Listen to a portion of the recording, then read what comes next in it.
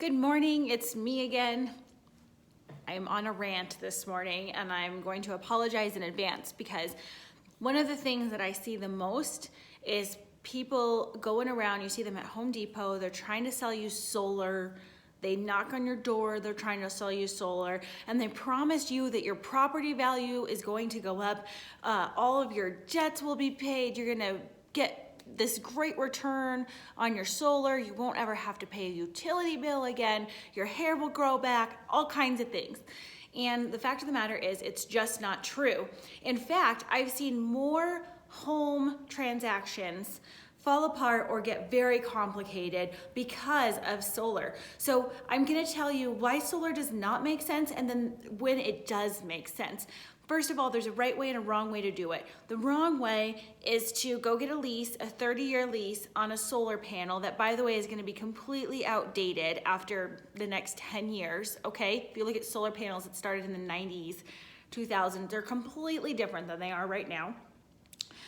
Secondly, if you don't plan on being there for the life of that lease, then when you go to sell that, then chances are, depending on how your lease is set up, the new buyer has to assume your lease along with the term, or you have to pay a couple of $1,000, $5,000, $6,000 to get it moved, if they allow you to do that. So strongly advise you, please, people, call me before you decide to get solar.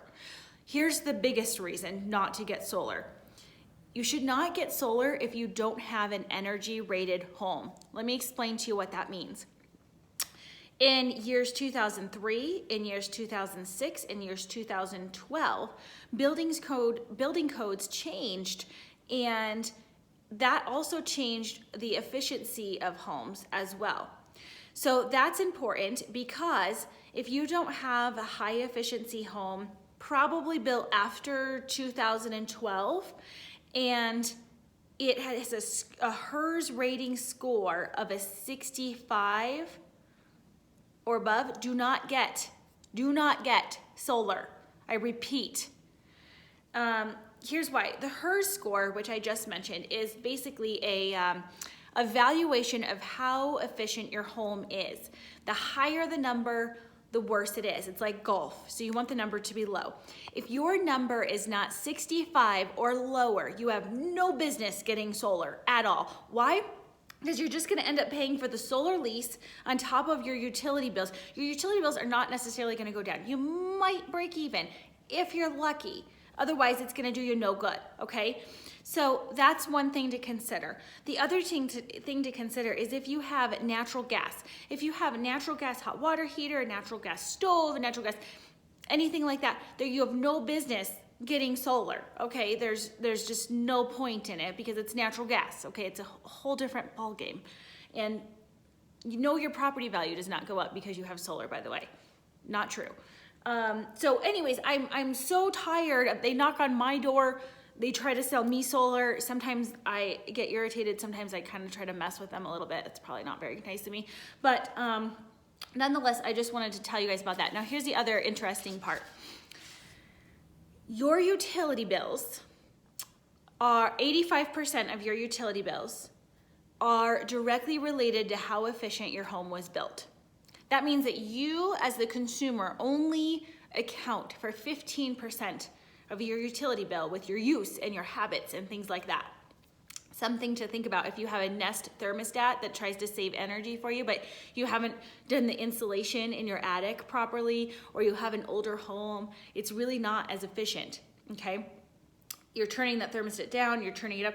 It's not designed to go up 20 degrees in a 2-hour period. It's just not. You're making your furnace, you're making your AC work way too hard, okay? Things you can do, say, well, Katressa, what am I gonna do? I have a home built in 1985.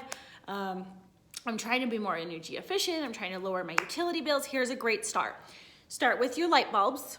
Go replace your light bulbs and put high efficiency light bulbs into your home. That'll make a great deal of difference. The next thing you can do is go buy a new furnace or hot water heater.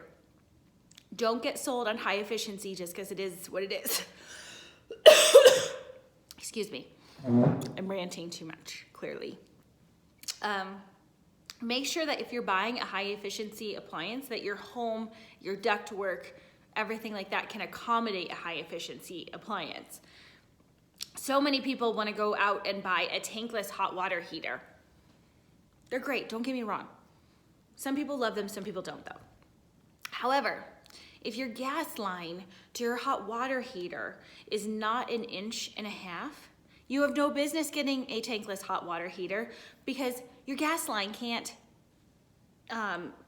pump the gas in like the tankless hot water heater needs it to, and you're gonna end up without any hot water.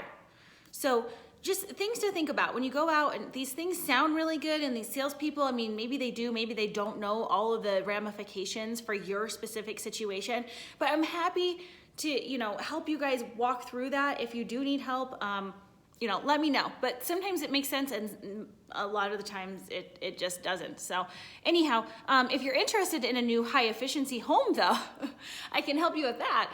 And I can help you with, anything else that comes up. So there's also this new thing called a zero home, and it's where it consumes as much energy as it puts out. So it's kind of an interesting thing. It's a HERS score of 0, which is kind of neat. Been around for a while, but just kind of taken off here. So anyways, happy Friday.